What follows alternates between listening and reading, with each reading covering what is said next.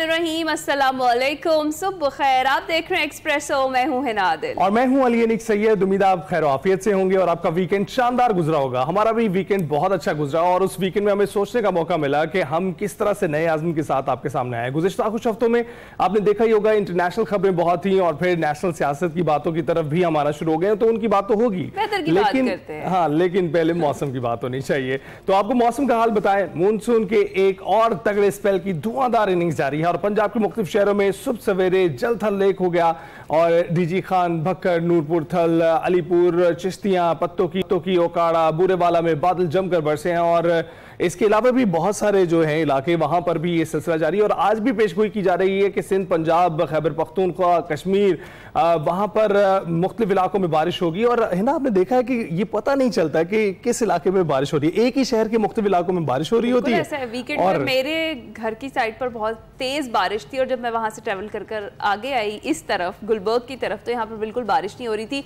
तो ये मानसून का स्पेल है। अली मानसून में ऐसे ही होता है, बहुत सारी जगहों पर बारिश हो रही होती है, बहुत सारी जगहों पर नहीं हो रही होती। लेकिन एक हैवी स्पेल जो है जिसके लिए आपको अलर्ट कर दिया गया है कि वो फिर से बारिशें शुरू हो रही हैं, आपने बड़ा जो है एहतियात के साथ काम लेना है। बहुत सारी जगहों पर बहुत नाखुशगवार किस्म के वाकयात भी हमें जो मानसून का पिछला स्पेल था उसमें देखने को मिले। लेकिन अपना ख्याल आपने खुद रखना है क्योंकि आपका ख्याल रखने के लिए यहाँ पर कोई नहीं है। बारिश के साथ जनाब आपको पता है कि जैसे ही तेज बारिश होती है तो बहुत सारे इलाकों में फीडर स्ट्रिप कर जाते हैं और बिजली बंद हो जाती है और ऐसा ही हुआ कल भी। इधर इस्लामाबाद समेत मुख्तलिफ इलाकों में आज से बारिशों की नवीद है, जिस तरह से अली ने आपको बताया। और सिंध, पंजाब, खैबर पख्तूनख्वा, बलूचिस्तान, कश्मीर और गिलगित बल्तिस्तान में भी बादल बरसने की पेशगोई ऑलरेडी कर दी गई है। बारिश के बाद मुख्तलिफ शहरों में अर्बन फ्लडिंग का खदशा जाहिर किया जा रहा है, तो खुद भी मैं और दूसरों को भी रखें क्योंकि एहतियात आपने करनी है और अपना ख्याल भी आपने रखना है।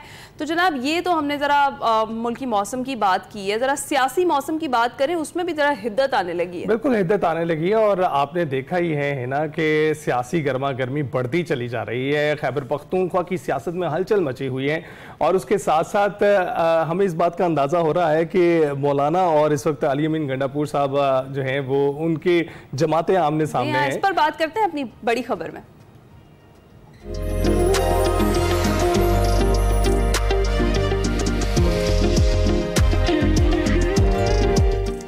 तो जनाब आपको पता है गुज़िश्ता हफ्ते तहरीक इंसाफ की लाहौर में एक बड़ी बैठक हुई और लाहौर के लिए काफिले की सूरत में वज़ीर आला अली अमीन गंडापुर पहुंचे और यूं लगा कि जीटी रोड की जो एक सियासत है एक बार फिर से वो जाग गई है। गुज़िश्ता रोज़ मीडिया से गुफ्तगू करते हुए वज़ीर आला अली अमीन गंडापुर ने एक बार फिर मुज़ाकरात की बात की और उन्होंने ये कहा कि बानी PTI पाकिस्तान के लिए फैसला साजों के साथ मुज़ाकरात के लिए तैयार हैं। मुल्क के लिए हमसे बात करें, दलाइल से साबित करें हमने मुल्क के खिलाफ साजिश की है, अगर साबित हुआ तो हमें चौक पर लटका दे। बानी PTI ने 5 अगस्त को एहतजाज की कॉल दी है, हम 90 दिन में अपनी तहरीक को आर या पार करेंगे। इमरान खान साहब ने बड़ा क्लियरली कहा है कि मैं पाकिस्तान के लिए बावजूद इसके कि जो जुल्म उसके साथ हुआ है, आज उसकी बीवी को जेल में डाला हुआ है, मैं पाकिस्तान के लिए मुज़ाकरात करने को तैयार हूँ। निज़ाम के अंदर जो भी बेनिफिशरी है और जो इस निज़ाम को इस वक्त हाईजैक करके चला रहे हैं वो प्रॉपर तरीके से बैठे, आप आए, बैठे, बात करें, दलाइल पे बात करें। आप दलाइल से साबित कर दें कि मैंने मुल्क के खिलाफ साजिश की है, मुझे इस चौक पे लटका दें। आप 90 दिन का राह से शुरू हो गए हैं और इस 90 दिनों में हम अपनी पीक उठा के हम आर या पार करेंगे। इस बैठक का मकसद ये था कि तहरीक इंसाफ एक मुस्तकिल डेट देगी जिसके ऊपर एहतजाज किया जाएगा, लेकिन ये 90 दिन की बात बीच में आ गई। 90 दिन का कोई अल्टीमेटम देने का समझ नहीं आया और इसी पर सवालात भी बहुत सारे तहरीक इंसाफ की जानिब से खुद ही उड़ गए। और एक और सवाल बड़ा इंपॉर्टेंट उठा, वो ये था कि तहरीक इंसाफ लाहौर आई और पार्टी की जो चीफ ऑर्गेनाइजर हैं वो कहीं नजर नहीं आई। इस हवाले से सलमान अकरम राजा से सवाल हुआ तो जिसका जवाब उन्होंने ये दिया कि वो बहुत ज्यादा मसरूफ हैं। आलिया हमजा की हम बात कर रहे हैं कि वो बहुत ज्यादा मसरूफ हैं, इसलिए वो इस मीटिंग में, इस बैठक में शिरकत नहीं कर सकी। तो इस प्रेस कॉन्फ्रेंस के फिर कुछ ही देर बाद आलिया हमजा ने एक तंजिया ट्वीट करते हुए इस सवाल का जवाब दिया। उन्होंने कहा कि मेरे तक पहुंचने वाली इत्तलात के मुताबिक मैं 2 दिन से बहुत मसरूफ थी, ऐसी मसरूफियात जिनका शायद मुझे भी पता नहीं था। क्या कोई रोशनी डालेगा बानी PTI की रिहाई के लिए किस लाहे अमल का ऐलान हुआ है और तहरीक कहां से और कैसे चलेगी? और उन्होंने भी अली अमीन गंडापुर के 5 अगस्त के मुकाबले में 90 दिन के प्लान पर सवाल उठा दिया। अगर आप में से किसी की नजर से गुजरा हो तो मेरी भी रहनुमाई कर दें, उन्होंने ये कहा है। उधर वजीर मुमलिकत दाखिला तलाल चौधरी कहते हैं कि एस्टेब्लिशमेंट किसी सियासी अमल में नहीं आना चाहती, PTI को मुज़ाकरात करने हैं तो स्पीकर की मेज पर आए। और आज़म बुखारी ने कहा कि सियासी लोगों से ही मुज़ाकरात होते हैं। पाकिस्तान की स्टेटमेंट किसी सियासी अमल में आना ही नहीं चाहती। पीटीआई ने मुज़ाकरात करने हैं तो स्पीकर साहब की उसी मेज़ पे लौटना पड़ेगा जहां से वो उठ के आए हैं, और ये लौटेंगे। वज़ीर आला के तौर पे आए, उनको हम जो है मेहमान नवाजी की आखिर करेंगे, वो हम करते भी हैं। पंजाबियों का एक तो इम्तियाज़ है। ये बात तो तय है कि आपको सियासी लोगों से, जमहूरी हुकूमत से ही बात करनी होगी। ये जल्द बदेर ये आपकी मर्जी है। जी, सियासी और जमहूरी लोगों से ही बात करना चाहिए और यही जमहूरियत का हुस्न है, आपको आपस में ही बात करनी पड़ेगी। दूसरी जानिब सरबराह JUI मौलाना फजल रहमान का ये कहना है कि खैबर पख्तूनख्वा हुकूमत की अक्सरियत जाली है, तरजीह है सूबे में तब्दीली आए। अगर PTI की अक्सरियत है तो उसके अंदर से ही तब्दीली आनी चाहिए। खैबर पख्तूनख्वा के हालात बहुत ख़राब है, कोई घर से बाहर नहीं निकल सकता। PTI अपना रवैया तब्दील करे तो बात हो सकती है। हमारा सूबा किसी सियासी कशमकश का मुतहम्मिल नहीं हो सकता। ये तरजीह ये होगी कि तब्दीली आए, सूबे में तब्दीली आए, लेकिन अगर PTI अक्सरियत में है तो PTI की अक्सरियत के अंदर ही आए, वही लोग अपनी तब्दीली जो है सूबाई हुकूमत के लिए आए तो वो ज़्यादा बेहतर होगा बनिस्बत इसके कि अपोजिशन जो है मुतहर्रिक हो और हुकूमत की तब्दीली आए। तो अगर एक पार्टी के अंदर जो हमारा यकीन है हमारे सूबे की अक्सरियत जाली है, धांधली की पैदावार है, ताहम सियासी कशमकश का मुतहम्मिल सूबा शायद ना हो, तो अगर उनके अपनी पार्टी के अंदर तब्दीली आती है तो वो ज़्यादा मुनासिब होगा मेरे नज़दीक। तो मौलाना के इस बयान पर अली अमीन गंडापुर से सवाल हुआ और जवाब में अली अमीन गंडापुर ने मौलाना फजल रहमान को ही चैलेंज दे दिया। क्या कहा, ये सुनते हैं। तू खुद फार्म 40 है, तू जेली मैंडेट की बात कर रहा है। पहले मैंने हराया गैर मौजूदगी में, फिर मेरे भाई ने हराया। तू जीत गया, मैं सियासत छोड़ दूंगा, तू सियासत छोड़ेगा। मैंने पहले भी इनको बोला था ये मुनाफिक आदमी है। पूरे सूबे में इसके 3 लोगों के अलावा इसके सारे फार्म 47 है, ये खुद फार्म 47 है। और मैं यही बताना चाहता हूं पूरी कौम को कि मौलाना साहब अंदर से अभी भी मिला हुआ है। वैसे तू पर बात आ गई है, अखलाकियात का दामन हाथ से नहीं छोड़ना चाहिए, लेकिन शायद ये अली अमीन का स्टाइल है। उधर 26वीं आईनी तरमीम में हुकूमत को वोट देने पर 5 PTI अरकान को पार्टी से ही फारिग कर दिया गया और इनमें से एक रुकन ऐसे हैं जिनके हवाले से ये भी बात सामने ही है कि वो आज़ाद रुकन की हैसियत से इलेक्शन जीते थे और फिर उन्होंने पार्टी में शमूलियत इख्तियार की थी, उनको भी फारिग कर दिया गया है। इन तमाम मामलात पर बात करनी है। शौकत पराचा साहब सीनियर तजज़ियाकार हमारे साथ मौजूद हैं। पराचा साहब बहुत शुक्रिया।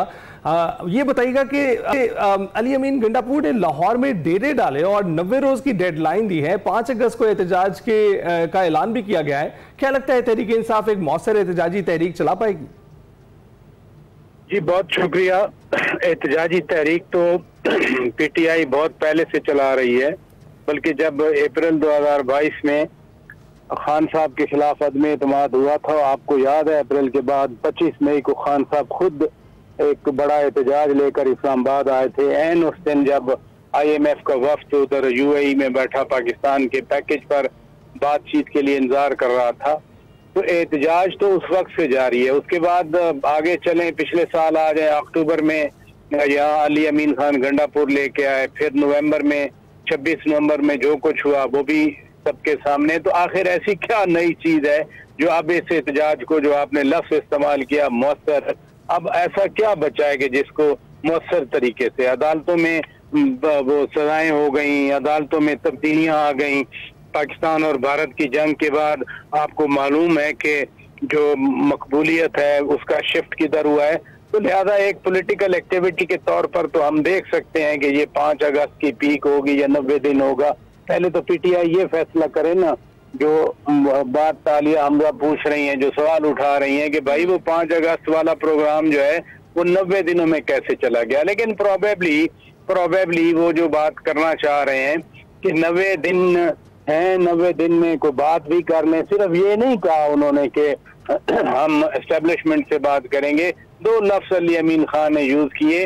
उन्होंने कहा कि जो इस सिस्टम के बेनिफिशरीज हैं और जिन्होंने हाईजैक किया हुआ है, तो बेनिफिशरीज का मतलब तो ये गवर्नमेंट है, मौजूदा गवर्नमेंट है। तो मौजूदा गवर्नमेंट के साथ भी वो बातचीत की बात तो कर गए ना कि हम इनके साथ तैयार हैं बात करने के लिए। कितने लोग उनके साथ होंगे जो पावर एंजॉय कर रहे हैं वो तो कहेंगे कि मुज़ाकरात हों, वो तो कहेंगे हम कंटिन्यू करें, और खुद चूंकि चीफ मिनिस्टर हैं अली अमीन खान गंडापुर साहब, तो वो तो कभी नहीं चाहेंगे कि हालात तो कुछ ऐसी नहज पे जाएं कि जहां पर कोई गड़बड़ हो और उनका इक़्तिदार खत्म हो जाए। ये ये पीटीआई के अंदर की अपनी कंट्राडिक्शन है कि कोई कुछ कह रहा है, कोई कुछ कह रहा है। मुझे अब इस पे तबसरा करने की जरूरत नहीं है, क्योंकि जो बात हम कल सोच रहे थे वो आलिया हमजा ने अपने ही ट्वीट में सारी बातें कर दी। लिहाजा ये मामलात हैं, इसमें अगर पार्टी यकसुई नहीं है, इकट्ठी भी नहीं है, तो फिर तहरीक का मुअस्सर या गैर मुअस्सर, ये बात तो आपकी पराचा साहब दुरुस्त है। ये तो आगे चलकर ही पता चलेगा कि मुअस्सर हो भी पाती है या नहीं, क्योंकि अभी अंदर से ही क्लैशेस है। लेकिन जिस तरीके से ये जो काफिला है जीटी रोड के थ्रू आया, तो लगा नहीं आपको भी एक बार फिर से जीटी रोड की जो सियासत है वो जाग गई है? क्योंकि जीटी रोड का पाकिस्तान की सियासत में बड़ा हम किरदार रहा है। देखिए, सियासत तो पाकिस्तान में हो रही है ना। कौन जब कोई ये कहता है कि जी हमें बात करने की इजाजत नहीं है, भाई आप बात कर रहे हैं, लोग सुन रहे हैं आपकी बात, इससे बड़ी क्या बात होगी? देखे ना, मसलन रोजाना टॉक शोज होते हैं, हर टीवी पे प्राइम टाइम पे 3 शोज होते हैं, हर टीवी शो पे, टॉक शो पे, हर प्रोग्राम में ये बिल्कुल बिला मुबालगा मैं आपसे बात कर रहा हूँ, हर आदमी कहता है जी ओ फस्तायत आ गई, हमारे बात करने पे पाबंदी है, और वो बात बराह रास्त चल भी रही होती है टीवी चैनल पर। इसलिए जो सियासत है वो पाकिस्तान में चल रही है। हाँ, मोड डिफरेंट हो सकते हैं। जब सोशल मीडिया नहीं था, इलेक्ट्रॉनिक मीडिया नहीं था, उस वक्त तो ये विजुअल जो है वो लोग सड़क किनारे खड़े होकर देखा करते थे। अब तो लाइव टेलीकास्ट है, अब तो लाइव चीजें आ रही हैं, तो सियासत पे ना कभी पाबंदी पाकिस्तान में लगी है ना लग सकती है। मार्शल्ला के दौर में भी मुझे तो जनरल परवेज मुशर्रफ वाली गवर्नमेंट याद है, उसमें भी फुल सियासी एक्टिविटी होती थी, बल्कि वो एक तंज बना हुआ था कि जी जब जमहूरियत होती है तो हम अच्छी जमहूरियत को परसू नहीं करते, और जब मार्शल्ला लगता है तो हम मार्शल्ला भी अच्छी तरह परसू नहीं करते। लिहाजा सियासत चलती रहती है पाकिस्तान। बिल्कुल ऐसा ही है। शौकत साहब, ये बताइएगा कि अली अमीन की पोजीशन आप कैसी देख रहे हैं? क्योंकि एक तरफ लीडर है जिनको जेल में छोड़ा हुआ है, फिर अगर कारकुनान की बात करें उनको सड़कों पर छोड़ आते हैं, और अब बढ़के जो अभी हम सुन रहे हैं चैलेंज दिया गया है मौलाना फजल रहमान को। इस पोजीशन में रहते हुए क्या मौलाना फजल रहमान को चैलेंज दिया जा सकता है? फंडामेंटल जो प्रॉब्लम है पीटीआई और जेयूआई के दरमियान, हालिया दिनों में जो मुलाकातें होती रही कि हम तहरीक इकट्ठे चलाएंगे, जो करेंगे मिलके चलेंगे, उसमें सबसे फंडामेंटल प्रॉब्लम यही डीआई खान वाली कॉन्स्टिट्यूएंसी है। दोनों राइवल हैं और आज के नहीं है, ये 3-4 पिछले जो इलेक्शन हुए दोनों एक दूसरे के खिलाफ इलेक्शन लड़ते रहे। ये हो नहीं सकता कि पीटीआई ये समझे कि अली अमीन खान अपनी कॉन्स्टिट्यूएंसी को नजरअंदाज करके तो वो पीटीआई के लार्जर इंटरेस्ट में कोई कॉम्प्रोमाइज करेंगे या किसी अंडरस्टैंडिंग पे आएंगे। जब अपना हल्का वो सिक्योर नहीं रखेंगे तो फिर उनकी तो अपनी जो पार्लियामेंट्री पॉलिटिक्स है उस पे क्वेश्चन मार्क आ जाएगा। लिहाजा पहली जो कंसिडरेशन है वो अली अमीन खान हो या कोई भी हल्के वाला आदमी और बड़ा नेचुरल है। लिहाजा अली अमीन खान जो बात करते हैं वो हल्के के पर्सपेक्टिव में करते हैं। एक दफा खान साहब ने पैगाम भी भिजवाया था कि अली अमीन खान से कहें वो हल्के की सियासत से निकल आए। भाई वो कैसे निकल सकता है जब उसका हल्का है, उसी हल्के की वजह से वो एमपीए बने या एमएनए बने। पिछली बार वो मिनिस्टर थे जीबी आजाद कश्मीर अफेयर्स के, इस बार वो चीफ मिनिस्टर हैं। तो फंडामेंटल जो प्रॉब्लम है उससे ना पीटीआई इससे निकल सकती है ना जेयूआई निकल सकती है। ये ऐसे ही चलेगा, एक दूसरे को इसी तरह से एड्रेस करेंगे ये लोग। और कोई ये सोच भी नहीं सकता, कम अज कम मैं अपनी बात कर रहा हूँ कि अली अमीन खान हो या मौलाना साहब हो वो अपने हल्के को भूलकर वो एक लार्जर पॉलिटिक्स की बात करें। अच्छा पराचा साहब, एक और चीज भी, अमीर मकाम की भी मुलाकात हुई मौलाना फजल रहमान से, पीपल्स पार्टी का वफ्द भी मिला है, तो क्या एक बार फिर से मौलाना के दर पर जो है वो सब आना शुरू हो गए हैं? आपको लगता है सेनेट इलेक्शन में पाकिस्तान तहरीक-ए-इंसाफ को कोई सरप्राइज मिलने वाला है?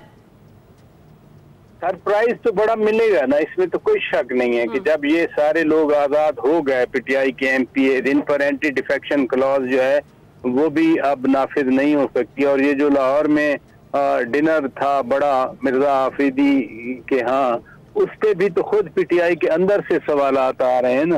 आप पीटीआई के पुराने लोगों में या जो अभी पीटीआई के साथ है वो भी क्वेश्चन कर रहे हैं कि आखिर मिर्जा आफरीदी को टिकट देने का मामला क्या है। इस पे बहुत सारी चेमगोइयां हो रही हैं। तो है तो अभी इनिशियली सेनेट के हवाले से। दूसरी बात यह है कि अमीर मुकाम हो, अली अमीन अपना फैसल करीम खान कुंडी हो और या JUI के लोग हों, अभी वो जो मखसूस नशिस्तों वाला फैसला रुक गया अमल दरामद होने से, वो एक बड़ा पेचीदा इशू है, क्योंकि उससे तो सारे MPA जो मखसूस नशिस्तों वाले थे वो तो इन अपोजिशन वालों को मिल रहे थे। लेकिन इलेक्शन कमीशन कब तक इसको होल्ड करता है, फैसला करता है, मुझे तो लग रहा है कि ये सेनेट इलेक्शन 21 को होना है, उससे पहले फैसला आ जाएगा ये वाला। और फिर पलड़ा जो है वो तो इन अपोजिशन जो MPAs हैं KP असेंबली में, पलड़ा फिर उनके हक में हो जाएगा। अच्छा। राइट, तो ये भी बताइएगा शौकत साहब, ये जो 26वीं आईनी तरमीम पर फैसला लिया गया है PTI की जानिब से, 5 अरकान को मुअत्तल कर दिया गया है, उनको पार्टी से फारिग कर दिया गया है, आप इसको किस तरह से देखते हैं और ये इतनी देर के बाद फैसला क्यों किया गया? इसकी टाइमिंग के हवाले से क्या कहेंगे? टाइमिंग तो वही थी जिस रात इन्होंने वोट दिया, या कुछ लोग ऊपर भी बैठे हुए थे, अगर जरूरत पड़ती तो वोट मिल जाता। क्योंकि अब तो इनमें से एक रुकने कौमी असेंबली तो मिनिस्टर भी हैं। वो नो डाउट कि ये लोग PTI के नाम पे, PTI के नारों पे ये इलेक्ट होके आए थे। मसलन ये जो साहिवाल से एक साहब मिले थे, चौधरी उस्मान, वज़ीर आज़म से चंद दिन पहले, और उन्होंने कहा था कि मैं नून लीग में शमूलियत अख्तियार करता हूँ। एक वक्त था कि उन्होंने हल्फ उठाया था वीडियो बयान के जरिए कि मैं कभी जो है खान का साथ नहीं छोड़ूंगा। लेकिन ये बहरहाल इधर मिल गए। ज़हूर कुरैशी साहब हैं, उनके बारे में तो खैर बड़े अरसे से ये था कि वो नहीं रहेंगे PTI के साथ, या उनको उस तरह से कमिटमेंट नहीं होगी। इनका जो निकालना है बस वो, चूंकि अब सेनेट इलेक्शन आ रहा है तो PTI कुछ ये भी मैसेजिंग करना चाह रही है कि अगर किसी ने अब कोई गड़बड़ की तो हम उनके साथ भी इसी तरह का सलूक करेंगे। मुझे तो ये समझ आ रही। ठीक है, बहुत शुक्रिया। शौकत पराचर साहब सीनियर तज्जियाकार हमारे साथ मौजूद थे और मुल्क की जो सियासी सूरत हाल है उस पर हम बात कर रहे थे। अभी हम जाएंगे ब्रेक पर। Welcome back to express. और अब सुबह सवेरे आपको लिए चलते हैं सिरन किनारे और देखते हैं कि वकार अहमद मलिक साहब आज कहाँ मौजूद हैं और सिरन में क्या एक्सप्लोर कर रहे हैं।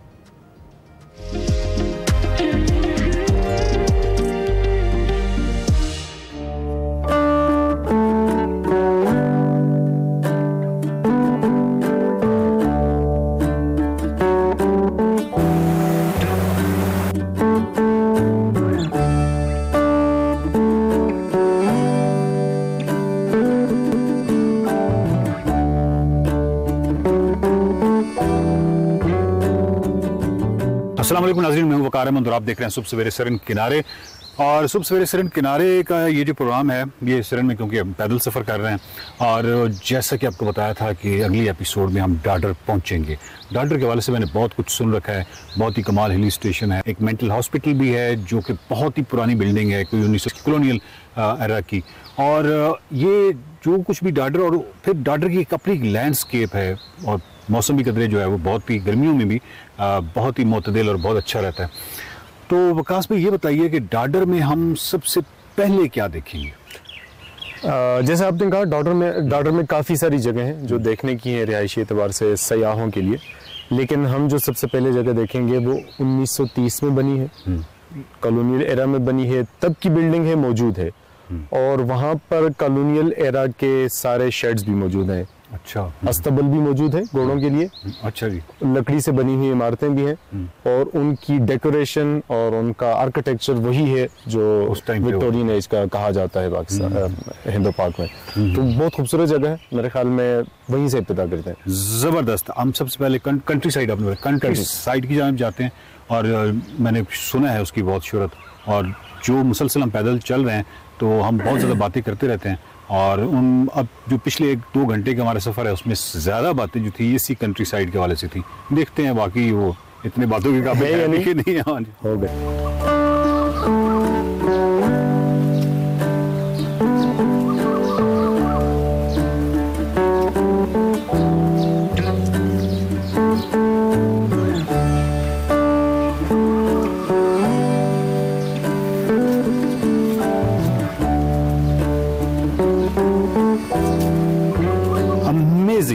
मतलब ये बिल्कुल ऐसे है जैसे कंट्री साइड का जो गेट है। मैंने अभी आगे कुछ नहीं देखा, लेकिन उस गेट की ऐसी खसूसियत है कि जब आप आएंगे और जैसे गेट में एंटर होंगे, आप जैसे ही पहला कदम अंदर रखेंगे और जो पहला मंजर होगा वो, चाहे आपने सन ग्लासेस लगाई हुई हैं या नहीं लगाई हुई, आपकी आंखें फटी की फटी रह जाएंगी। कमाल, इतनी इसकी वाइब भी बहुत ही खूबसूरत और बहुत ही कमाल है। और बिल्कुल यहाँ से मैं देखूं तो तमाम जो इमारतें हैं और ये जो जगह है, इनमें वो कदामत छलक रही है।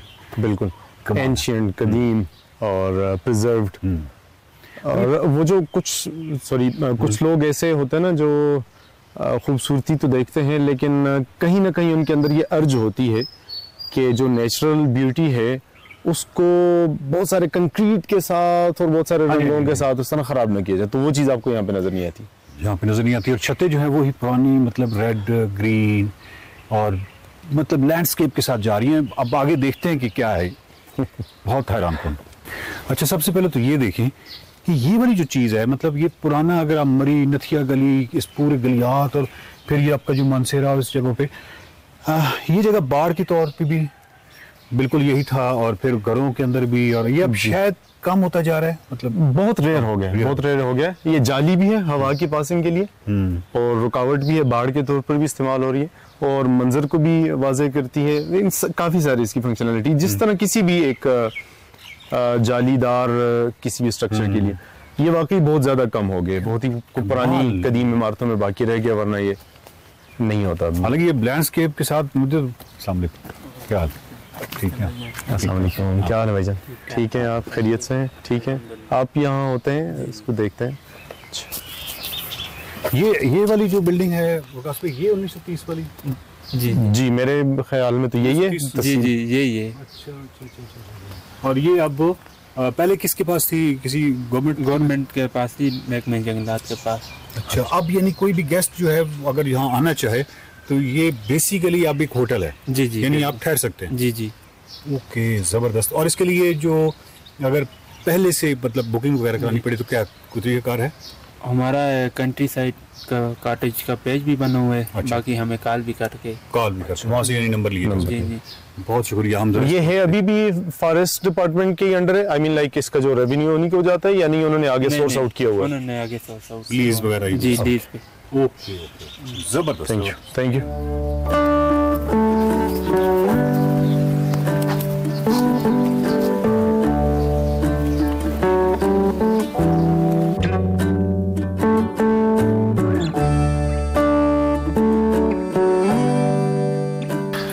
अच्छा, यहाँ जब आप खड़े होते हैं तो पूरी वो पुरानी जो दौर है पुराना, यानी 1947 से पहले का, वो बिल्कुल आपके सामने जीता जागता मंजर आ जाता है। बिल्कुल यही इसी तरह की वो जो सामने बरामदे, कलर, लकड़ी, और ये तो खैर टिपिकल, ये जो वाइट, ये टिपिकल है, टिपिकल हो गया। उसके बाद ये क्या है? ये जैसे कि आपने कहा, ये उस दौर की सबसे बड़ी टेक्नोलॉजी आपके खतूत के लिए, पोस्ट ऑफिस और पोस्टल जो सिस्टम था पूरा, ये उसको रिप्रेजेंट करता है। इसी तरह के होते थे, और फिर वो जो डाकिया आता था, इसमें से पोस्ट निकाल कर, खतूत वगैरह जो भी है निकाल कर अगले स्टेशन तक भेजता था। और आप कभी यहीं पर आता था, जो आपने खताना है, मतलब आपने आकर यहाँ पे देखना है, क्योंकि ऑफिसर्स के यूज में होती थी ये, तो डाकिया आकर यहीं पर आपकी डाक डालकर चला जाता था। तो ये तो अगर इसको जुबान मिल जाए और ये हमें सुनाए कि उन खतूत में कंटेंट क्या था, तो कैसे कैसे लोगों ने वो रिसीव किए, किन लोगों ने वो भेजे, और कितने लोग उनसे मुतासिर हुए, कितने लोगों को कोई फायदा हुआ, कैसे कोई मोहब्बतनामे भी इसमें आए, कैसी खबरें उसमें आई, कैसी मोहब्बतनामे, कोई वाह क्या बात है। इसको जुबान कौन देगा? क्या बात है।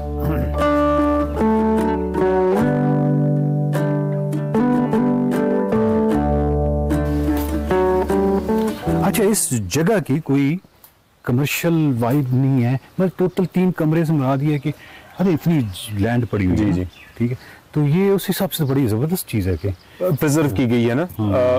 जंगल महकमे जंगलात का एक बड़ा काम होता है, वो आपको दरख्त काटने नहीं देता है, वो आपको चीज़ों को ख़राब करने नहीं देता है। सही। तो वो वाली चीज भी। और 3 कॉटेजेस हैं, चूंकि इसका बेसिक आइडिया भी कॉटेजेस का है, तो वो रूम वाला आइडिया नहीं है, कॉटेज है, उसमें आपका पूरा अच्छा ही है ये, इसका वो कमर्शियल वाला नहीं हो। ठीक है, तो इस तरह ये पजल है, कमाल है। अच्छा मुझे एक बात बताइए, यहाँ से अब हो के हम कहाँ जाएंगे नेक्स्ट? ये तो डार्डर शुरू हो गया ना? डार्डर शुरू हो गया है। अब आगे चूंकि हमने ये व्यूअर्स से ये प्रॉमिस किया था कि डार्डर में जो मुख्तलिफ रिहायशी, ज़ाहिर है अगर लोग आना चाहते हैं तो उन्होंने कहीं रुकना है, कहीं ठहरना है, तो मुख्तलिफ जो अच्छी जगह है, मुनासिब है, वो हम सबका ठीक है। क्योंकि यहाँ पर 3 कमरे हैं, पेश की अगर आपने कहीं कर दिया आपने यहाँ पे तो ठीक है, अदरवाइज एक रिस्की है ना, आप आए कमरा ना मिले। तो अब आपको आगे की जो फैसिलिटीज हैं वो भी दिखाते हैं।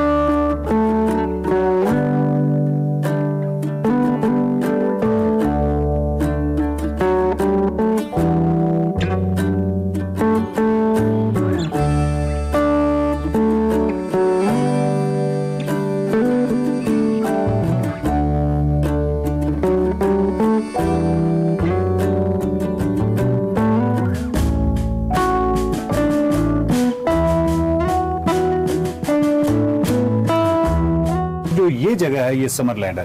तो अगर मैं रिहायशी हवाले से देखा जाए तो मतलब अनएक्सपेक्टेड, मैं ये नहीं, क्योंकि सिरन वैली के हवाले से टूरिज्म अभी उस सतह पे नहीं है कि जिस सतह पे यहाँ पे जो रिहायशी सहूलियात है वो बड़ी कमाल है। क्योंकि समरलैंड इटसेल्फ जो है वो खूबसूरत है। फिर ये पीछे लाहौर गेस्ट हाउस है, उससे पीछे अलशोला गेस्ट हाउस है, उससे पीछे हमने आपको दिखाया था कंट्री साइड जो है वो तो खैर बिल्कुल ही एक्सेप्शनल है। तो ये तमाम जगह और ऊपर तक, तो इसका मतलब है कि डार्डर जो है वो एक अच्छा हब है, और आप जब भी हैं तो यहाँ पे आपको आराम से जो है अच्छी म्यारी और बेहतरीन रिहायशी सहूलियात जो है वो मिल सकती हैं। ये वाले गेस्ट हाउसेज हैं जहाँ पे हम अभी मौजूद हैं, इनके साथ छोटी एक नदी गुजर रही है, पहाड़ी बारानी है, उसमें ज्यादा नहीं, ये सरन से थोड़ा सा साइड पर है, लेकिन बहरहाल इतना साइड पर नहीं है कि आप या पैदल आप जा सकते हैं सरन। इस हवाले से कोई ऐसा इशू, और इस हवाले से बिल्कुल ऐसी है जैसे किसी भी जगह को आप बेस कैंप के तौर पर मुंतखब करते हैं ना जी। तो अदरवाइज तो फिर आप पीछे सरन लेक है या पीछे वो सरन व्यू रिजॉर्ट्स वगैरह या इस तरह की बहुत सारी जगह वहां पे आप कर सकते हैं। एक्चुअली जिस तरह आप गिलगित को बेस कैंप बनाते हैं तो फिर पूरा हर तरफ घूमते फिरते हैं। तो डार्डर जो है वो एक बहुत अच्छा बेस कैंप, क्योंकि शाम बहुत अच्छी जबरदस्त, आस पास जो मनाजिर हैं पहाड़ के, खूबसूरत दरख्त हैं, इसके बिल्कुल पस मंजर में बहुत अच्छा पहाड़ है। तो ये जो सारी इसकी एक माहौल है बहुत ही जबरदस्त है। एक अच्छा जिसको कहते हैं बेस कैंप के तौर पे पूरा दिन आप वैसे एक्सप्लोर करें सिरन वैली को, और जहाँ डार्डर में क्याम करें। सिरन वैली का जो सबसे बड़ा फीचर है अदर देन जो नेचर है, वो सबसे बड़ा फीचर जो है वो सिक्योरिटी है, वो अमन है, वो बहुत पीसफुल लोग हैं, बहुत खूबसूरत, और हॉस्पिटैलिटी है।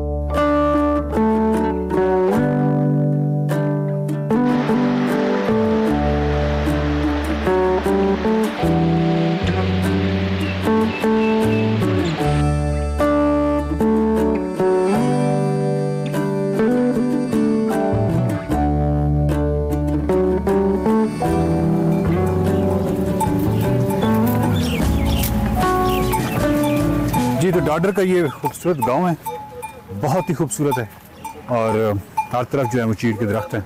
हमारा सफ़र जो है इसी तरह जारी है।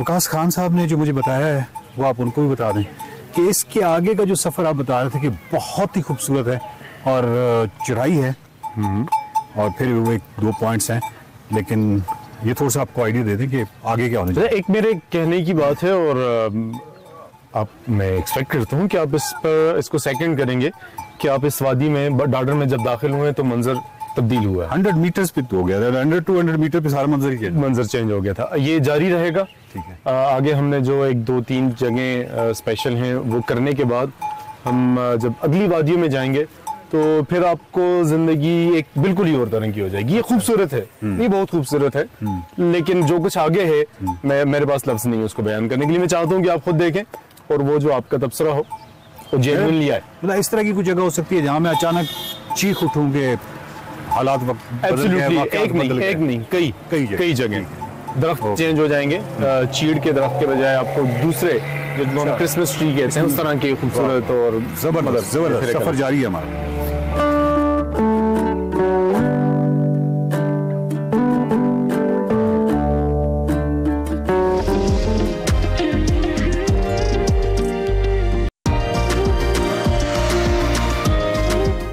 Welcome back. हमने इब्तिदा में मौसम की बात की थी और अपनी खबरों पर मोहर सख्त करने के लिए हमने तर्जमान महकमा मौसमियात से रब्ता किया है। अंजुम नज़ीर ज़ैगम साहब इस वक्त हमारे साथ मौजूद हैं, उनसे तफसीलात जानते हैं। अंजुम साहब, बहुत बहुत शुक्रिया हमें ज्वाइन करने के लिए। कैसे आप?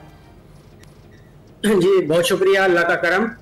अच्छा, ये बताइएगा कि ये जो नया स्पेल है आज से जिसका आगाज हो रहा है, पहले बताइए कितनी शिद्दत का होगा और कब तक जारी रहेगा?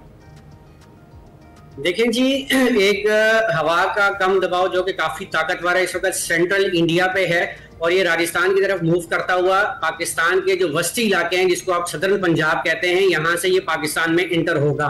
तो इसके साथ साथ एक मगरबी हवाओं का सिलसिला भी जो है वो मुल्क के मगरबी इलाकों को मुतासिर कर रहा है। तो जब इन दोनों का इंटरेक्शन डेवलप होगा तो आने वाले 2 से 3 रोज के दौरान पंजाब के तकरीबन तमाम अजला में अच्छी खासी बारिश के इम्कानात मौजूद हैं। स्पेशली अगर हम बात करें तो जो डीजी खान का एरिया है या उससे मुल्का जो आपका जो पूरी वेस्टर्न बेल्ट है पंजाब की, और उसके बाद फिर central Punjab, eastern Punjab including Faisalabad, Lahore, Sialkot, अगर नीचे आ जाए बहावलपुर, बहावलनगर, मुल्तान, सादकाबाद, उस तरफ चले जाएं तो डीजी खान, सरगोदा और उस तमाम इलाकों में जो है वक्फे वक्फे से आने वाले 2 से 3 रोज के दौरान अच्छी बारिशों के इम्कानात हैं। इसके साथ साथ चंद मकामात पर मूसलाधार बारिश भी होगी और इन्हीं शहरों में जिनके मैंने आपको नाम लिए, यहाँ पर अर्बन फ्लडिंग के खदशे भी रहेंगे। और इसके साथ साथ जो डी खान के हिल टॉरेंट्स हैं, वहाँ के जो नदी नाले हैं, वहाँ पर फ्लैश फ्लडिंग के इम्कानात बहुत ज्यादा हैं। ठीक है अंजुम साहब, जरा लाहौर का बताइएगा। यहाँ शुरू हो गई है बारिश, अब यही स्पेल है और ये अब जारी रहेगा अब से 3 से 4 रोज के लिए, और कितनी ज्यादा शिद्दत लाहौर में बारिश की होगी ये जरा बताइएगा। जी बिल्कुल, ये जारी रहेगा और लाहौर में दरमियानी बारिश तो कंटिन्यू रहेगी, चाहे एक मुकामात पर मूसलाधार बारिश भी रहेगी। ताहम ज्यादा इम्पैक्ट जो है वो फैसलाबाद और उससे मुल्हिका इलाकों में जो है उसकी इंटेंसिटी ज्यादा होगी। इसी तरह साउथ की तरफ आ जाएं तो तकरीबन पूरे पंजाब में आने वाले जो 3 रोज हैं या 3 से 4 रोज, इसमें मुसलसल और शदीद बारिश के इम्कान। राइट तो अनुज साहब, मैं काफ़ी ऐसे कराची में रहा हूँ और कुछ बारिशें तो ऐसी गैर मामूली थी वहाँ पर कि वहाँ पर भी पानी सड़कों पर जमा हो गया था और नदी नालों की तरह दिखाई देने लगे थे। तो अब मुझे बताएं कि इस वक्त कराची की क्या सूरत हाल है, इससे वो कितना मुतासर होंगी इन टोरेंशियल रेन से? देखें, फिल वक्त कराची में कोई खतरनाक या तेज बारिशों के इम्कानात नहीं है। कराची का जो आजकल वेदर है वो अपने यूजुअल मॉनसून पैटर्न पे है। तकरीबन पूरे दिन जो है वो बादल छाए रहते हैं, समुद्री हवाएं बहाल रहती हैं, नमी का तनासुब ज्यादा रहता है जिसकी वजह से जो है वो गर्मी की शिद्दत ज्यादा महसूस की जाती है। रात गए सुबह के औकात में कहीं बूंदाबांदी या हल्की बारिश के इम्कानात रहते हैं। ताहम फिल वक्त कराची में आने वाले 2 से 3 रोज के दौरान कोई खास बारिश के इम्कानात नहीं है। ठीक है, बहुत शुक्रिया। अंजुम नज़ीर ज़ैगम साहब हमारे साथ मौजूद थे और जो मौसम की मुद्दत हाल है उस पर बात की। प्रोग्राम के दूसरे हिस्से में खुशामदीद। टॉप ऑफ द आवर आपकी एक बार फिर से मुलाकात करवाते हैं इंफॉर्मेशन टेक्नोलॉजी की दुनिया में पाकिस्तान का नाम आलमी सतह पर रोशन करने वाली अलीना नदीम से।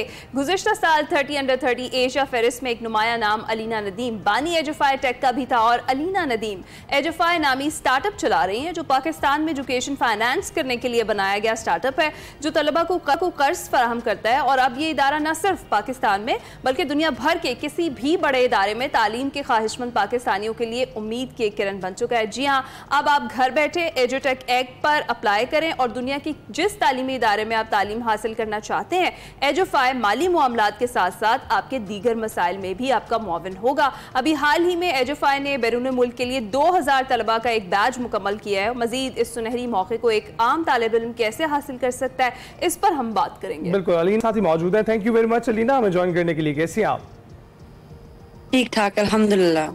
अलीना, ये बताइएगा 2000 का बैच अभी आपने जो है बाहर भिजवाया है और उनके लिए जो है मौके फराहम किए हैं आपने, किस तरह से फंक्शन करता है एजुफाई, आप जरा बताएंगी? जी ज़रूर। सबसे पहले तो अगर किसी ने हमारे लोन के लिए अप्लाई करना है वो हमारी ऐप डाउनलोड कर सकता है अपने फ़ोन पर। अगर गूगल प्ले स्टोर है तो गूगल प्ले स्टोर से एजुफाई की ऐप आपको मिल सकती है। एजुफाई EDUFI उसकी स्पेलिंग है।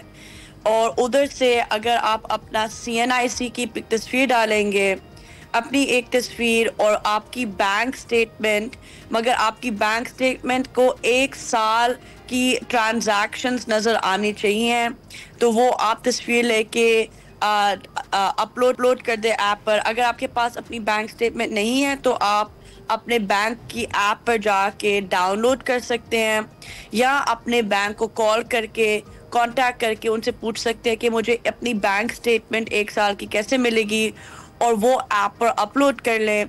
और फिर आपको 20 घंटे के अंदर अंदर हम बता देंगे कि आपका लोन अप्रूव हुआ है या नहीं। अगर सबसे पिछले साल तक जो भी यूनिवर्सिटी और स्कूल पाकिस्तान की हैं, हमने उन सबको अपने प्लेटफॉर्म डाल दिया था। सो अगर आप कराची में हैं, इस्लामाबाद, बलूचिस्तान, लाहौर, कहीं भी पाकिस्तान में, आप हमारी ऐप या वेबसाइट से भी अप्लाई कर सकते थे। अब अल्हम्दुलिल्लाह पिछले महीने हमने अपना दूसरा प्रोडक्ट लॉन्च किया है, जिसके अंदर कोई अगर स्टूडेंट बाहर पढ़ना चाहता है और बाहर की यूनिवर्सिटी में दाखिला लेना चाहता है, तो वो भी हमारी ऐप डाउनलोड करके अप्लाई कर सकता है और उस यूनिवर्सिटी का नाम लिखते और हम उसकी एप्लीकेशन कंसिडर करेंगे। ओके अच्छा अलीना, मुझे ये बताएं कि डेफिनेटली ये जो नया कॉज है, नया मिशन है एजोफाई का, इसके लिए रिस्पांस एक तो बताइएगा कैसा आ रहा है आपको, और दूसरा ये कि जो माली मामलात के अलावा भी आपने बताया कि जो दीगर मसाइल हैं उसमें भी हेल्प आउट करते हैं स्टूडेंट्स को जिन्होंने बाहर किसी यूनिवर्सिटी में पढ़ने के लिए जाना है, तो वो किस तरीके से हेल्प आउट करते हैं? जी ज़रूर। अगर सबसे पहले तो हमारा जो कर्जा है वो इस्लामिक लोन है, ठीक है। तो जो हमारी डिमांड आ रही है वो बहुत ज़्यादा है। जो हमारा इंटरनेशनल मतलब कि जो बच्चों ने बाहर पढ़ना है उनके लिए 2000 there's only 2000 applications allowed। So अभी हम सिर्फ फर्स्ट excuse me, हम सबसे पहले जो हमारी पहली 2000 एप्लीकेशंस होंगी इस प्रोडक्ट के लिए, हम उसको कंसिडर कर रहे हैं। ऑलरेडी हमारी पिछले महीने लॉन्च हुई थी, 1000 तक हमें एप्लीकेशंस रिसीव हो गई हैं। तो इंटरनेशनल प्रोडक्ट के लिए इट्स अ फर्स्ट कम, जो भी पहले अप्लाई करे उसको सबसे ज़्यादा प्रायोरिटी मिलती है। आपने सही कहा कि हम सिर्फ एजुकेशन को नहीं देख रहे। अगर आपका बच्चा या आप स्टूडेंट हैं, चूँकि सबसे पहले तो सबसे ज़्यादा एक्सपेंस होता है फ़ी बिल का, मतलब फ़ी आपने अदा करनी है, ठीक है। मगर जो आपके एजुकेशनल एक्सपेंसेस होते हैं वो फ़ी पर ख़त्म नहीं होते।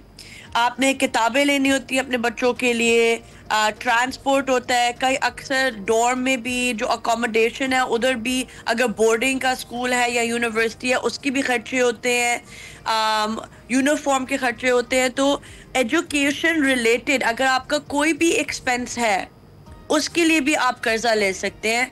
आपको सिर्फ अपना जो फ़ी बिल है वो अपलोड करना है ऐप पर, और हमें नज़र आ जाएगा कि आपका बच्चा या स्टूडेंट यूनिवर्सिटी में पढ़ रहा है। अगर वो यूनिवर्सिटी में पढ़ रहा है तो ये सब्सिडाइज्ड फाइनेंसिंग का इजारा लोन आप ले सकते हैं। बिल्कुल ठीक। अलीना ये बताइएगा कि आप किस तरह से इंतखाब करती हैं? आपने कहा कि 1000 मौसूल हो चुकी हैं, 2000 आपका टारगेट है कि तालिब इल्म को बाहर भिजवाना है दूसरे आपके प्रोडक्ट के तहत, लेकिन किस तरह से तय करती हैं आप कि किसको आपने ये लोन्स देने हैं?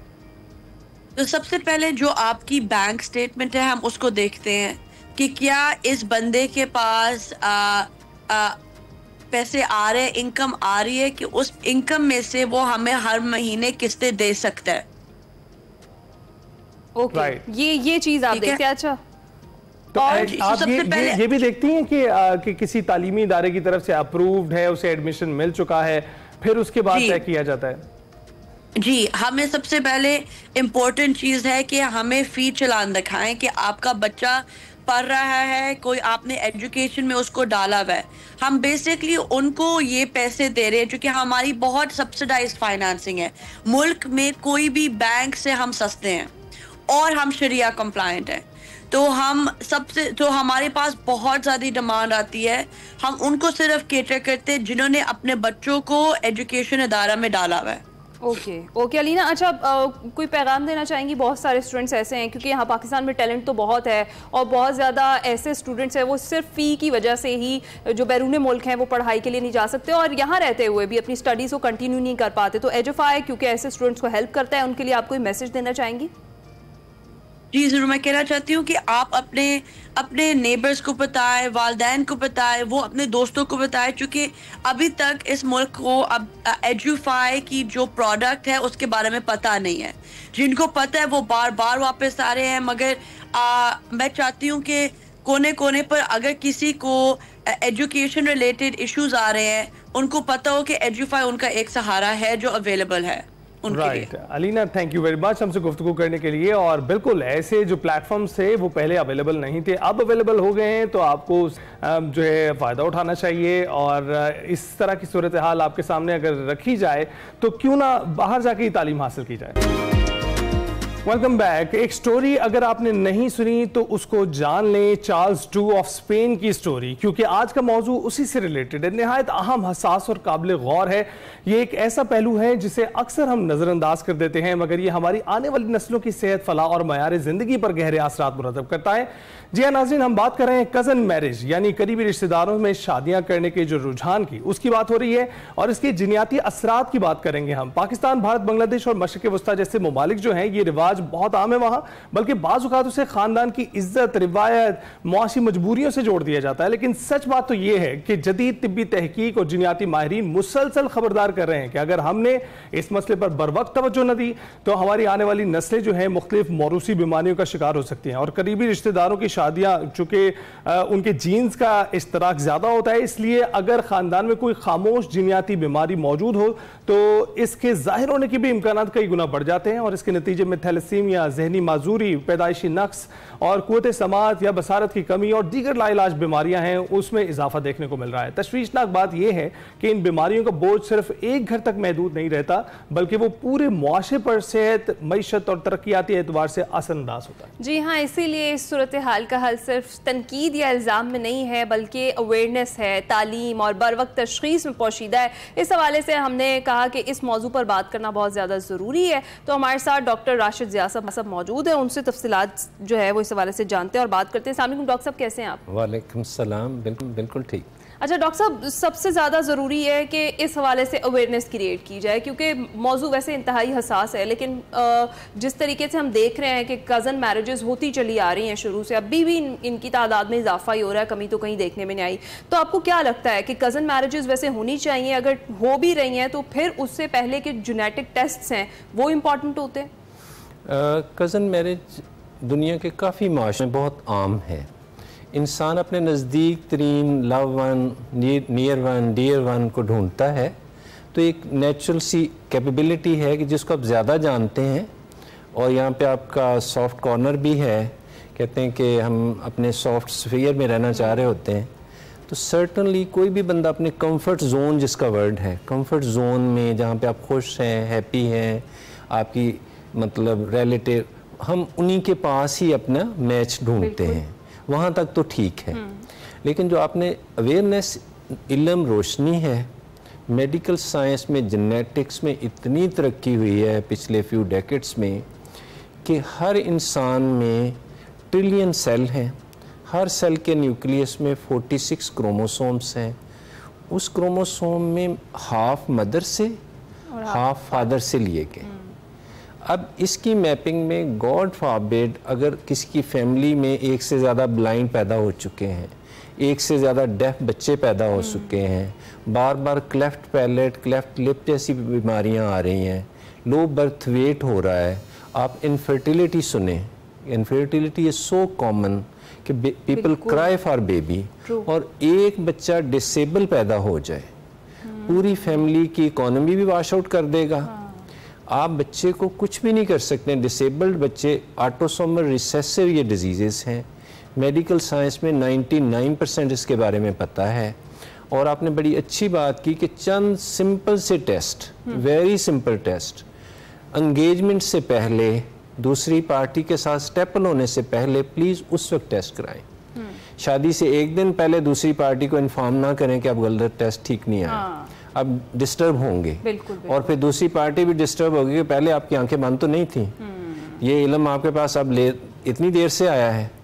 पूरी दुनिया F-16 पे चल रही है स्पीड से, तो डेवलपिंग कंट्रीज, एशिया और अफ्रीका के बहुत सारे कंट्री अभी भी एक डोंकी कार्ट की तरह चल रहे हैं। हमें लोगों के साथ, इल्म के साथ, रोशनी के साथ साथ चलना है। अब वो जिन्नों परियों की कहानियां गई, दूर हो गई, पूरी दुनिया चांद के बाद मार्स पे चली गई और आज तक यहाँ का इंसान उसको मामू कह रहा है। हाँ, आप कितनी देर मामू बने रहेंगे? ये आप अपने आप को धोखा दे रहे हो, कुछ भी नहीं कर रहे। प्लीज चंद टेस्ट जिनका आपने अभी जिक्र किया है, सिंपल सा ब्लड टेस्ट आपकी पूरी फैमिली को थैलेसीमिया से बचा सकता है और 100% बचा सकता है। इसी तरह जितनी भी स्ट्रक्चरल हार्ट की एबनॉर्मेलिटीज हैं, इतनी महंगी सर्जरी आप सुनेंगे कि इंडिया में सर्जरी कराने गया, अमेरिका में सर्जरी कराने गया, हर बंदे को तो ये दस्तयाब नहीं है सहूलत। प्लीज़ बाद में बेगिंग करने से, ब्लैंक फेस होने से, क्राई करने से, स्क्रीम करने से, शोर करने से, गवर्नमेंट को ब्लेम करने से, प्लीज़ अगर फैमिली में बार बार बीमारियां आ रही हैं, डायबिटीज़ बहुत आम हो रही है, तो कज़न मैरिज से आंखें बंद करें। दुनिया और भी बहुत बड़ी है, अब तो ग्लोबल विलेज बन गया है। नए नए बच्चे यहाँ बैठे जर्मनी की लड़की से शादी कर रहे हैं और इससे भी कहीं ज़्यादा आप सुनेंगे कि पाकिस्तानी जितने भी बाहर जाते हैं पढ़े लिखे, उनकी तो मार्केट वैल्यू बहुत ज़्यादा होती है। They are most wanted people, doctors, engineer, आपकी तरह प्रोफेशनल, जाते ही उनको मैचिंग अवेलेबल होते हैं। आपने जल्दी नहीं करनी। अल्लाह मियाँ की दुनिया बहुत बड़ी है, इसमें ब्यूटी इतनी ज़्यादा है, एक दरवाज़ा बंद करेंगे तो 1000 दरवाजे और खुलने वाले हैं आपके लिए। प्लीज़ जेनेटिक्स में ना कि शादी से पहले, अगर शादी हो भी गई है तो प्लीज़ फिर भी टेस्ट करा लें। ये अवेयरनेस है। बिल्कुल ठीक। पहले मंथ ऑफ प्रेगनेंसी में कुछ टेस्ट हैं, हार्मनी टेस्ट, उस टेस्ट से एग्जैक्टली पता चलता है कि इन बच्चों में ये सिंड्रोम आने वाले हैं। अच्छा। और कुछ ऐसे भी सिंड्रोम हैं पहले 10th वीक तक बेबी फॉर्मेशन हो चुकी होती है, when baby is with the mother. इसीलिए कहा जन्नत माँ के कदमों में है, उसका दर्जा बहुत बुलंद किया। हालांकि बाप भी काफ़ी परफॉर्मेंस खजल होते हैं सारी उम्र परफॉर्म करने के लिए फैमिली के लिए, उनको पे चेक रखा हुआ है। लेकिन सर्टनली माँ की पहले ट्राइमेस्टर में इतनी रिस्पेक्ट की जाए, इतनी केयर की जाए कि वो she should be smiling, she should be happy, daily 5 cup दूध पिएगी और टेस्ट जरूर करवा लें प्लीज़। चंद टेस्ट हैं, सिस्टिक फाइब्रोसिस, म्यूकोविसिडोसिस, और बेटे आप बात सुनेंगे कि अब ऑटिज्म जैसी बीमारियां आ रही हैं, जिसके बारे में मेडिकल साइंस खुद पार्शली ब्लैंक है। इल्म medical science is like a rushing water, चीज़ें रिफाइन हो रही हैं, बेहतर से बेहतर हो रही हैं, आए दिन आपको नई इख्तरा। अब आर्टिफिशियल इंटेलिजेंस ने, AI ने दुनिया बिल्कुल बदल के रख दी है और आप देखेंगे कि मुझे और आपको बहुत ज़्यादा पूरा दिन ज़ाया करके कायदे-आज़म लाइब्रेरी, ब्रिटिश काउंसिल जाने की जरूरत नहीं है। Eight foot steps we can have lot of good knowledge. बिल्कुल ऐसा ही है, ये हमारे पास बिल्कुल अवेलेबल है, सेल्स की सूरत में भी है, इंटरनेट की सूरत में भी है, और बहुत सारी चीज़ें ऐसी हैं जो आपसे जानने की कोशिश हम कर रहे हैं। ये बताइएगा कि ये बायोटेक आपने बताया उससे पता चल जाता है, लेकिन अगर आपको ये ट्राइसेमेस्टर्स की आपने बात की, इसके दौरान अगर आपको पता चल जाता है ऐसी कोई सूरत हाल बन गई है जी, तो क्या किया जाए? देखिए, मैं इससे बहुत अच्छी बात आपने कि अगर आपने प्रेगनेंसी के दौरान कुछ डिजीज़ हैं जिसमें मेडिकली अलाउड है कि you can terminate, for example मैं आपको एक एनकेफली हो जाती है, इसमें बच्चा पैदा होता है लेकिन उसका हिस्सा डेवलप ही नहीं होता, वो फ्यू वीक्स में, फ्यू मंथ्स में इंट्रायूट्राइन बहुत सारी डिजीज़ हैं जिसमें बच्चा डेड हो जाता है। अब माँ एक ऐसे टॉर्नेडो साइक्लोन का वेट कर रही है 9 माह तक, फैमिली ऐसे ही साथ लगी हुई है, वो कहीं ना कहीं प्रेशर है ना, वो मजहब को मिसयूज किया जा रहा है, जगह जगह पे बाबे को इस तरह की, दैट्स टोटली रॉन्ग। ठीक है, दुआ करनी चाहिए, खुद भी करें, किसी से भी करवाएं, हम उसको अप्रिशिएट करते हैं, कज़न मैरिजेस को हम सलाम करते हैं, बेस्ट विशेस हैं, लेकिन प्लीज़ जिस मंजिल के आगे कुछ है ही नहीं है, वो 3 माह के बाद माँ भी बीमार होगी, माँ की भी डेथ होगी, बच्चे की भी डेथ होगी, आप फैमिली के लिए कितने बड़े अजाब खरीद रहे हैं। ये सिंपल से अल्ट्रासाउंड से पता चल जाता है कि अब आगे कुछ नहीं मिलने वाला, इस प्रेगनेंसी में कुछ नहीं रखा हुआ, आगे खुदा न खास्ता बच्चा आ गया तो 1-2 साल से पहले बहुत सारी बीमारियां जिसमें डेथ हो जाती है। तो प्लीज़ ये फैमिली ने करना है, फैमिली के बड़ों ने फैसला करना है, ये हमने नहीं करना। और ये जरूरी चीज है, और ये बिल्कुल जरूरी है। और इससे भी ज्यादा एक बहुत अच्छी मिसाल हम दे दें, हीयरिंग लॉस, डेफ म्यूट्स पैदा हो रहे हैं। हमारे पास एक फैमिली आ रही है, दोनों मियां बीवी डॉक्टर हैं। घर वालों ने कहा पहली शादी तो हमारे कहने पे कर लो। 2 बच्चे पैदा हुए, दोनों डेफ हैं, जो सुनते नहीं है वो बोलते नहीं है। बिल्कुल। अब मेडिकल साइंस कह रही है कि अगर 6 मंथ से पहले पता चल जाए, ये पहले दिन भी पता चल सकता था, 6 माह वेट क्यों किया? अर्ली डिटेक्शन जिसने कर ली पहले दूसरे महीने, वो बच्चे ऑलमोस्ट नॉर्मल हीयरिंग अटेन कर सकते हैं with surgery, with many big, क्योंकि ये चीजें बहुत एडवांस हो गई हैं। टेस्टिंग जो है उससे सब कुछ बहुत आसान कर दिया। बहुत शुक्रिया डॉक्टर मोहम्मद राशिद ज़िया साहब हमारे साथ मौजूद थे। और जेनेटिक काउंसलिंग की बात है वो बहुत ज़्यादा ज़रूरी है, जो जीनियाती टेस्ट हैं वो बहुत ज़्यादा ज़रूरी है। और कज़न मैरिजेस जो हैं उससे थोड़ा सा डॉक्टर साहब ने कहा है कि एहतियात ज़रूर कीजिए, और टेस्ट हैं अगर वो करा लिए जाए तो आपके लिए भी सहूलत और आपके आने वाली नस्लों के लिए भी। अभी हम जाएंगे ब्रेक पर, आपका हिम्मत जाएगा। Welcome back to espresso. Again एक इंपॉर्टेंट चीज़ है जिस पर हम बात करने लगे हैं और बहुत सारे लोगों के लिए बड़ी मुफीद भी साबित हुई है। यूट्यूब की अगर हम बात करें, एक आम वीडियो शेयरिंग प्लेटफॉर्म से अब आगे निकलकर एक मुकम्मल बिजनेस मॉडल यानी एक आमदन का जरिया और ब्रांडिंग की दुनिया बन चुका है। और नौजवान नस्ल की एक बहुत बड़ी तादाद रोजगार इससे वाबस्ता किए हुए है, जबकि बहुत से बच्चे हुसूल रोजगार के लिए यूट्यूब की तरफ देख रहे हैं।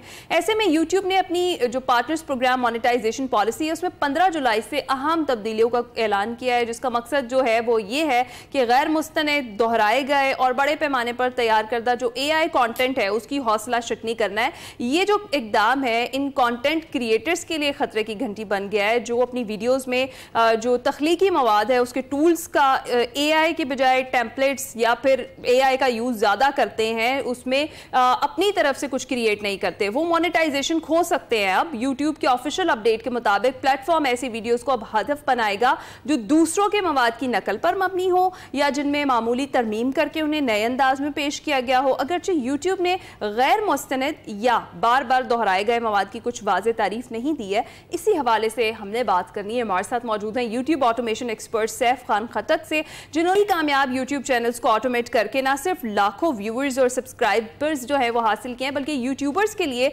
एक नई राह मुतय्यन की है। सैफ जदीद तरीकों से यूट्यूब पर कामयाबियां समेटने का फन जानते हैं।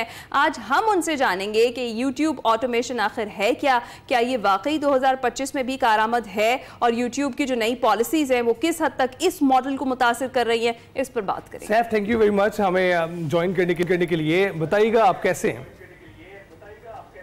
अल्हम्दुलिल्लाह मैं ठीक ठाक हूँ। अच्छा सैफ, हमारे उन नाज़रीन के लिए जो यूट्यूब ऑटोमेशन से आगाह नहीं है, क्या बताना चाहेंगे?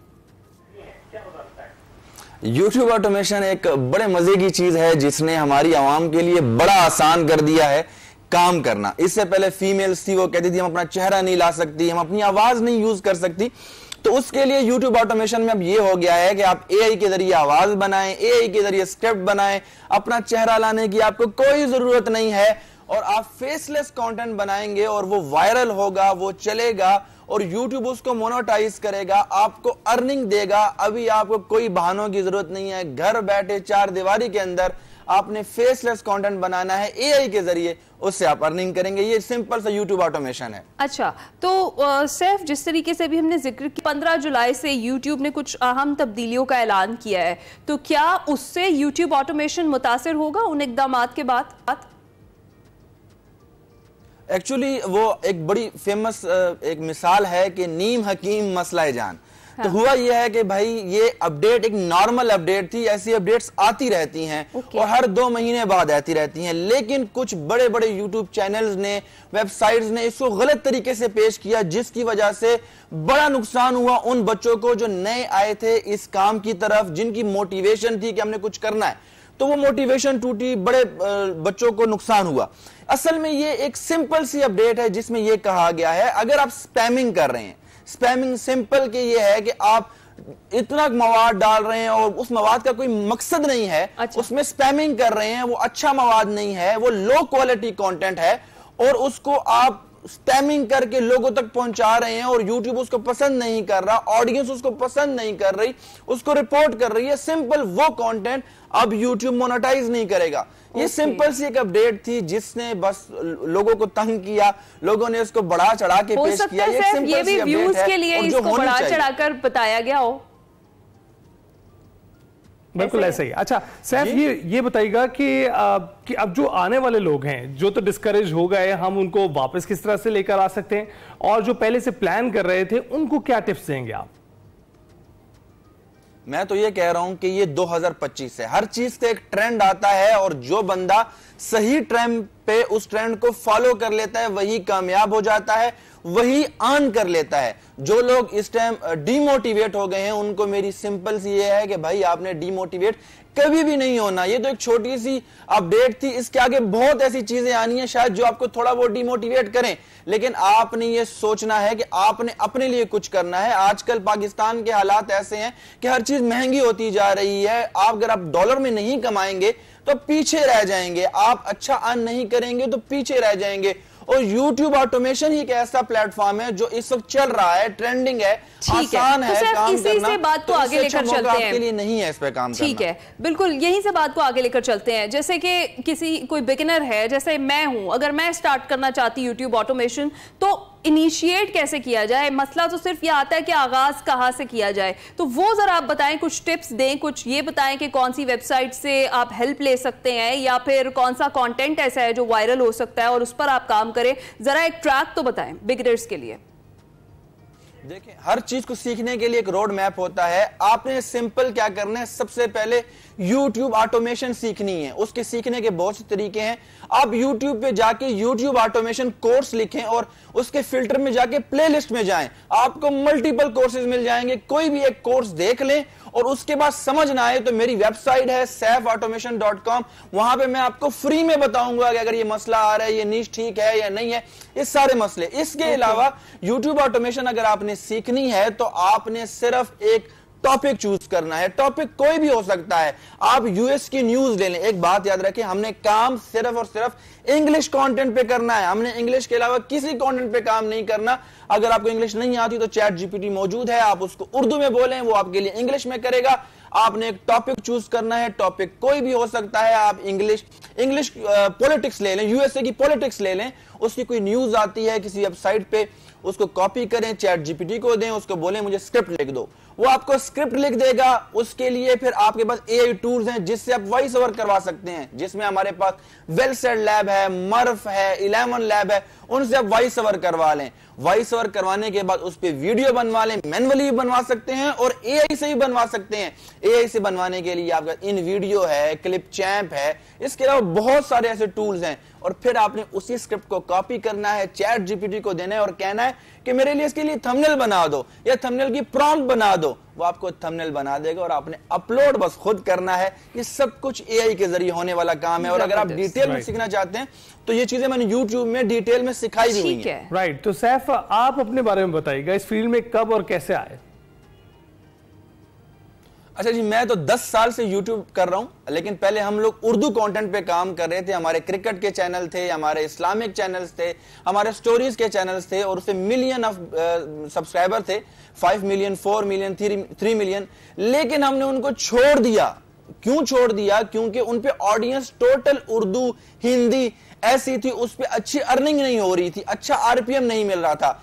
तब हमें पता चला YouTube ऑटोमेशन का, जिस पे अगर आप इंग्लिश कंटेंट में काम करेंगे तो आपको ऑडियंस यूएसए से आएगी, आपको आरपीएम अच्छा मिलेगा, जिसकी वजह से हमने वो बड़े बड़े चैनल छोड़ के YouTube ऑटोमेशन के छोटे चैनल बनाए, लेकिन अर्निंग ज्यादा देते हैं। बिल्कुल ठीक। अच्छा सैफ, जिस तरह से आपने बताया बड़ी बिगनर्स के लिए बड़ी हेल्प हो गई, और जिस तरह से आपने बताया कि आपका जो वेबसाइट है वहां से भी सीख सकते हैं। सबसे ज्यादा इंपॉर्टेंट चीज होती है नीश डेवलप करना या अपना टॉपिक चूज करना। उसमें कितनी ज्यादा एहतियात करनी चाहिए खासतौर पर जो बिगनर्स हैं उनको, और कितना ज्यादा जरूरी होता है स्टिक टू द कंटेंट रहना? जब आप एक अपने चैनल को डिसाइड कर लेते हैं कि हमने ये वाला कंटेंट प्रोड्यूस करना है, तो फिर आप उसमें एक्सपेरिमेंट्स ना करें, हर बार अलग तरह की वीडियो जो है वो अपलोड ना करें, ये कितना ज्यादा जरूरी है? वही कहते हैं खिचड़ी नहीं बनाना चाहिए। हाँ। एक ही डिश बनाएं लेकिन अच्छी बनाएं। तो आपने जब भी एक नीश चूज करनी है, नीश आप कोई भी चूज कर लें इस टाइम यूट्यूब ऑटोमेशन में, लेकिन आपने उसके लिए स्क्रिप्ट अच्छी लिखनी है, आपने उसके लिए वीडियो अच्छी बनानी है। यूट्यूब खुद कहता है कि मैं एसईओ को काउंट नहीं करता, मैं सिर्फ ये देखता हूं कि आपकी ऑडियंस जो है क्या आपकी वीडियो को पसंद कर रही है या नहीं कर रही, आपकी वीडियो को आखिर तक देख रही है या नहीं देख रही। ये सिर्फ 2 या 3 चीजों की वजह से होता है। एक, आपकी स्क्रिप्ट अच्छी होनी चाहिए, दूसरा आपका थंबनेल अच्छा होना चाहिए, तीसरी आपकी वीडियो अच्छी होनी चाहिए जो ऑडियंस को मजबूर करे कि वो एंड तक देखे। तो ये तीनों चीजें होंगी तो आपको किसी और चीज की जरूरत नहीं है, कोई भी न्यूज़ हो वो आपकी वायरल हो जाएगी। राइट। और ये भी बताइएगा सैफ, आपने मैसेज तो दे दिया है कि किन चीजों पर आपको काम करना चाहिए, लेकिन ट्रेंडिंग नीशेस इस वक्त कौन सी हैं जिस पर काम करने से ज़रिए मुबादला कमा रहे हैं बहुत सारे? इस वक्त जो ट्रेंडिंग चीजें चल रही हैं उसमें स्टोरीज निशेज हैं, हॉरर स्टोरीज हैं, फिक्शनल स्टोरीज हैं। फिक्शनल स्टोरीज बनाई गई हैं कि मेरे गांव में एक दोस्त था, वो ऐसा करता था, ऐसा करता था, जो अपने से एक बनाई गई स्टोरीज हैं, जो आप अपने दोस्तों के बारे में छोड़ते हैं ना लंबी लंबी स्टोरीज, वैसे आप एक स्टोरी बनाएं, उस स्टोरी पे वीडियो स्क्रिप्ट लिखवाएं और स्क्रिप्ट के साथ एक पिक्चर सिर्फ लगा दें, जस्ट 1 पिक्चर, और ऊपर सबटाइटल चला दें, और वो वीडियो मोनेटाइज भी होगी, वो वायरल भी होगी और यूट्यूब उसको प्रमोट भी करेगा। मैं आपको एक और टिप दे रहा हूं साथ साथ, इसी जो स्क्रिप्ट है इसको आप 5 लैंग्वेजेस में ट्रांसलेट कर लें, स्पेनिश, पुर्तगीज, इटालियन, फ्रेंच और जर्मन, और आप सेम वीडियो रखें, सिर्फ इसकी लैंग्वेज चेंज कर दें, आप इसको 5 डिफरेंट चैनल्स पे डाल के भी अर्न कर सकते हैं और ये यूट्यूब इसको प्रमोट करता है।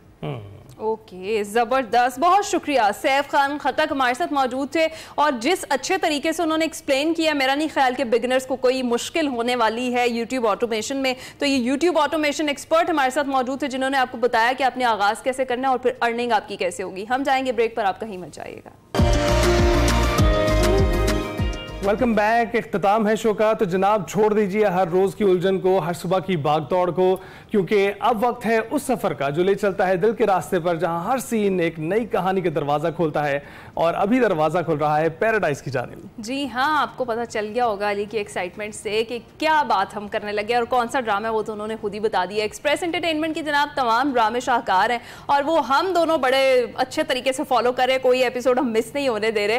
तो अगर हम पैराडाइज की ही बात करें तो ये एक ऐसा ड्रामा है जो हर एपिसोड के बाद आपका दिल जीत ले। और खास तौर पर अगर मैं बात करूं तो मेरे जो फेवरेट कैरेक्टर्स हैं इसके अंदर और जो उनकी अदाकारी है, खास तौर पर जो इकरा अजीज है, अतीका ओडो है, उनकी कारकर्दगी जो है और उनकी अदाकारी जो है वो बड़ी जबरदस्त है, इसलिए मेरा तो बड़ा फेवरेट है। आपको मैंने कहा था ना लास्ट टाइम, ये जो लीना है ये कुछ कर दिखाएगी। तो अब जो नवाब साहब हैं उनका जो एक राज था उन्होंने बहुत देर तक अपने दिल में छुपा रखा था, वो शेयर कर रहे थे अपनी बेगम मेहरुनिसा से, तो शेयर करते हुए लीना ने सुन लिया और अब वो बता देगी। अली आप कोई राज फाश ना कीजिए, मैंने देख लिया हुआ 27th एपिसोड का प्रोमो, जरा नाज़रीन को भी दिखाते हैं। यहाँ मैं आपके परसाई के किस्से सुना रही थी। वो दरअसल हुआ यूं कि चुप, बिल्कुल चुप। लेकिन जो कुछ हुआ वो मेरी मजबूरी थी। मजबूरी नहीं, बुरी आदतें कहते हैं इसे। देखिए मैं आपको इस वक्त कुछ तफसील से नहीं बता सकता। अभी से बातें छुपा रहे हैं, पता नहीं शादी के बाद क्या होगा। हमारी फैमिली परेशानियों में घिरी हुई है इस वक्त। अरे भाई पहले बुझाना बंद करें, ये बताएं सीधे सीधे कि हुआ क्या है। 13 तारीख को आरिफ को पैसे वापस करने हैं, 2 दिन रह गए हैं। अगर बंदोबस्त नहीं हुआ तो हमें पैराडाइज से हाथ धोना पड़ेगा।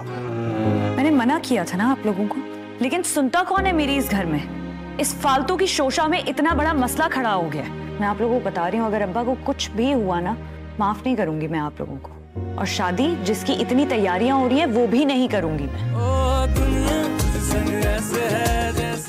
ना देखा आपने, मैंने आपसे कहा था कि लीना तैमूर को बता देगी ये राज, और उसके बाद क्या सिचुएशन बनती है वो हम सब देखेंगे इस एपिसोड में।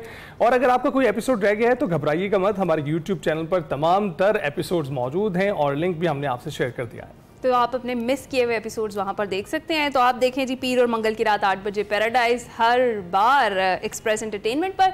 इसी के साथ हम आपसे इजाज़त चाहेंगे और जाते जाते आपको ये भी अपडेट देते हैं कि जी लाहौर में हो रही है बारिश, और कभी तेज़ और कभी हल्की। इस सारी सूरत हाल में बिला ज़रूरत घर से बाहर मौसम एंजॉय करने के लिए ना निकलेगा, क्योंकि पिछली बार आपको याद ही है कि सड़कों का क्या हाल हुआ था और उसके बाद मसाइल आपका पीछा नहीं छोड़ेंगे। हमें इजाज़त दीजिए, आपसे मुलाकात होगी कल। अपना ख्याल रखिएगा, फीडबैक ज़रूर दीजिएगा। अल्लाह हाफ़िज़।